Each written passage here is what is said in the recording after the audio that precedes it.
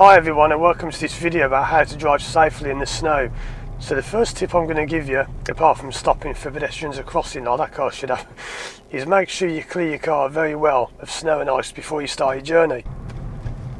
I did a video about 2 years ago now showing someone who'd hardly bothered to clear the car at all, and there'll be a link on that, to that one on the screen now. But you'll be amazed how many people just don't bother clearing the car. Now you can see out the front of this car really clearly, as you should be able to. You can see there's a little bit of snow on the bonnet. You can't really get rid of that. That's just snow and ice that's hard frosted onto the bonnet. That's not stopping me from seeing at all. But you'd be amazed how many people simply don't bother clearing the windscreen. Now at the moment all these cars coming around the roundabout have done so, which is great. But loads of people simply don't bother. So take time to prepare your car. There's a police car over there that will pull you over if they see you driving with your windscreen covered in ice. For some reason, I can't think why. Anyway, that's the first tip. Make sure you prepare your car well. Now when it comes to turning the car on in the mornings, one thing you can really do to help your car to get started is hold your clutch pedal down.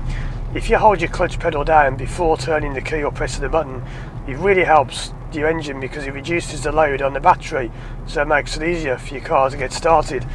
Not so much of a problem in a modern car, and in fact cars like this one, you have to have the clutch down or they won't turn on anyway. But in older cars, anything made before about 2012, at the time I record this video it's December 2017, and there's a big hill coming up which I'll give you some tips on in a moment. But yeah, anything before 2012, I recommend you hold your clutch pedal down, and that will massively help you to turn the car, help the car to turn itself on, if you excuse the phrase there.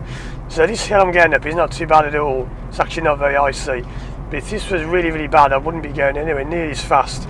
It's not a good idea to try and get a run up a big hill, because lots of people think, let's build up loads of speed, let's get a run up and we'll get up the hill. If you do that, you're asking for trouble, because you're going to start zooming up the hill, skidding all over the place and crashing. Now when it comes to roundabouts like this, you would normally use the left lane, and today I can still use the left lane to go ahead. But you see how the left lane's blocked off there? So what I normally just did there, I would actually fail my driving test for doing that normally, because I kind of cut across into the right hand lane. But in certain situations like that one, it's safe to do so because the car behind me is way behind me and they're not going to try and pass me. But you might find on roundabouts you have to take a different path to normal. Don't go flying down. There's an ambulance coming up behind me talking of things flying down. So I'll just find somewhere safe to pull over. Good tip with an ambulance is don't just stop dead. I know this from talking to ambulance drivers and police drivers and fire engine drivers. They get really annoyed with people who just stop dead and they end up blocking the road. Wouldn't be safe to stop just here, and it's still quite a fair way behind me. So I'll keep going just for now. I shall pull up on the part of the road that makes it easier for the ambulance to pass me, which is probably around, not just here because it's still quite bad. It's quite a way back. So I'm just giving him a signal that I've seen him, and I'm going to signal left in a moment to tell him I'll be pulling over. I'll do it just here because you can see quite well over this hill, and the ambulance should be able to get around me there. Yeah, that's good, but don't just stop dead. Loads of people think, oh, ambulance, quick, slam the brake on, put it at the curb. It just baffles me why people do that. Why do people drive up the curb just because they see an ambulance coming? I know it's because they're trying to get out of the way, but all you do is wreck your car, get stuck, and then you're in the way blocking them. Like this white car here, loads of people do that when they see an ambulance. Don't do that, just get out of the way safely. The last thing they want to do is have to deal with your problem, you crashing as well as someone else crashing. So I'm going to carry on straight on now, and I'm sorry this video is a bit kind of unplanned, it's a bit rapid fire, I'm kind of jumping from one thing to another, but I'm just trying to give as many tips as I can as I'm driving. One thing I just did there, which I'll talk about more in a moment, is the way that I stopped. You don't really want to be stopping using your brakes in the snow. Now a much better way of doing it is simply to plan well ahead, check your mirrors, come off the gas well back from where you want to stop, and let the car roll itself to a stop. When you brake, that's what's going to cause you to skid very often. So you try to brake as little as you can. You use what you call engine braking. Let the engine do the slowing down for you. Now I'll show you that more in a moment, but imagine if I was going to stop where the next set of red lights are. You'll be coming off the gas probably earlier than here and rolling down to a low speed. I don't know, people will say, oh, that slows everyone down behind you, but it doesn't, because they're not going to go anywhere. The lights are on red anyway, and if you brake and skid through them, you're just going to crash, then you're blocking the road, and that's going to cause even more of a delay. So yeah, just a few tips there for driving in the snow. The final one I'll give you for now is it doesn't matter what car you've got. People say, oh, I've got this and I've got that. Now this car on me now has had 4 brand new tyres fitted last week. I've got brand new brakes, it's all in mint condition. Doesn't mean a thing, doesn't mean I've got ABS, I've got a heated front windscreen, heated mirrors, I've even got heated leather seats. So it's lovely to sit in, when it's cold. None of that stuff matters, because I've got this saying, which is nature always wins. If you go down the road too fast and you brake, all the human technology you want, all the best tyres and the best brakes and whatever, it's not going to stop you skidding into a tree. And like that tree on the left there, that tree is always going to win. Car versus tree, the tree's going to win. So I'll try and show this thing in a moment about stopping safely on the road. I shall go right on this roundabout. Actually, I'll go this way. I won't show you now because this road's actually quite clear and you've got extra grip stuff on the floor. That red gives you a bit more grip when you're slowing down and you're braking. But I'll show you that in a moment.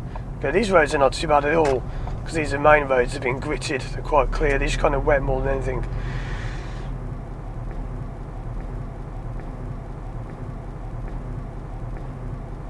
So that road on the left there is a good example. If you were coming out of that road there, you would want to roll up to the end of it, not braking. You want to just come off the gas, work your way down the gears, 4, 3, 2, 1, whatever gears you're in.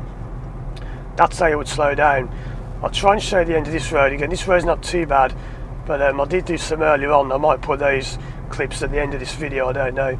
But some I did on the way here, but really, really bad. And you have to kind of roll very slowly up to the end of the road. So I'm going to go into the road left. And I'll just show you this tip I'm talking about. So just imagine this road is covered in ice and snow and it's really bad. I'll be doing my mirrors, I'll be signalling early about kind of here. I won't do just yet because it's not that bad, but imagine if it was, I'll be signalling by now to give everyone good warning. I'm coming off the gas, the car rolls itself down. I come from third to second, it gradually rolls itself down. I'm holding the brake pedal slightly so everyone behind me knows what I'm doing, but I'm not actually pressing the brake too much at all. And I'm going to go left and right. Now the reason I'm doing this, normally I'll call that in the head, but in the snow it's just better to signal to show everyone exactly where you're going. Even though that's straight ahead, it may help some people to see you going left and right. That's hard to explain on the move because I've got so much going on. But quite simply, it helps to show people exactly what you're doing in the snow. I'm now going to go next right. I'm going to signal very early. I'm going to brake early. This road's really, really bad. So I'm going to go down to second. I do no pedals at all. Very light steering, don't steer quickly at all. Gently in. Clutch is down, I'm rolling down. I want the speed down, down, down into 1. I'm braking very softly and I'm stopping. Now I didn't know that car was there, I couldn't see them when I entered, but that's why I was doing that, just in case that happened. If you just come around the corner and brake like normal, you will skid and crash. And it's just something many new drivers don't appreciate, and on this road it's really bad. I'm getting second much earlier than normal because I don't want as much power going to the wheels. You might know you often move off in second in the snow because you don't want as much grip going to your wheels. So I'm keeping really slow, I'm not even pressing the pedals. This is the car on what I call tick over. And if you get some idiot come flying down here in 30, well, they're going to crash because some people just don't respect the ice at all. If I was to start braking now, there is a chance I wouldn't even stop until past where the van is. And new drivers don't appreciate this because they've never seen it before. I'm going to go clutch down, I'm braking very gently, really slow, you're going to creep past this van. This is where many new drivers crash, many inexperienced drivers, because they've never experienced the time when they brake and nothing happens. You can steer left and right, nothing's going to happen. You're just a passenger, you're just cruising down the road. You can brake, you can steer, and I've got a 4x4, I've got new tyres, whatever, doesn't matter, you're going to skid. Because remember, nature always wins. The ice is much more powerful than your car is, no matter how good your car is. I know, so it looks like we've got a crash in the snow here. I was just about to start filming some tips on how to drive in the snow.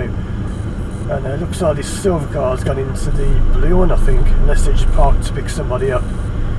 But yeah, very slippy conditions as you can see today. So it's going to keep you really slow.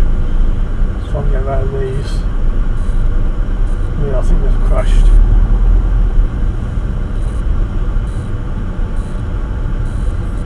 So I'm just rolling down the road on tick over, barely even touching the gas. I'm not even touching now. got no gas on whatsoever, just cruising down the road. And thankfully everyone's been quite sensible today. No one's flying down the road, but this is the maximum speed you would do. Now you can't set the speedo when your windscreen as you normally would, because I've got the speedo off at the moment. I've got it on my sat nav. I'm doing about 9 miles an hour, if that. So I'm just cruising down the road. I won't do it just here, but if it's clear I will brake and show you what it will look like if you skidded, but it wouldn't really be the safest road to do that on. So I'm not going to be doing that now, and there's a van coming behind me anyway. So I'm just crawling down the road, barely moving. If I start to skid now, I could easily just stop the car because I haven't got much speed to skid with. So I'm rolling. I'm going to pull up on the left here and end the video. So I hope that's helped you out. I'll show you now because that van behind's gone. If I brake sort of like this, see that? Skid. And that's the brakes taking over and helping me. So you don't want to rely on those systems. Yes, the brakes took over there and the car's really advanced car, this. And I know people laugh and say it's only a Fiesta. It is an advanced car. Any modern car is advanced. If you compare this to the cars we had 20 years ago, this is like a top of the range luxury car 20 years ago. So I'm rolling, very slowly coming up to the curb, just stopping about here. And I'm going to back it up slightly, so I'm a little bit closer to him but not too close. Again, just using the clutch on its own, because I want very little control, very little speed at all, that is. So I'm creeping back, barely pushing the car back, and I often say gas clutch, but this is one situation you don't really want the gas. So I'm creeping, really slow. And there you go. So I hope that video has helped you somewhat. There's loads more tips I could give you, but I'm just going to go and do a little driving lesson now, so wish me luck with that. I'm going to go and do a lesson in the snow. This pupil's fully trained, got a test in a couple of weeks, so safe to do this. Anyway, let me know what your driving tips are for the snow, and thanks for watching, and I'll see you again soon for more videos.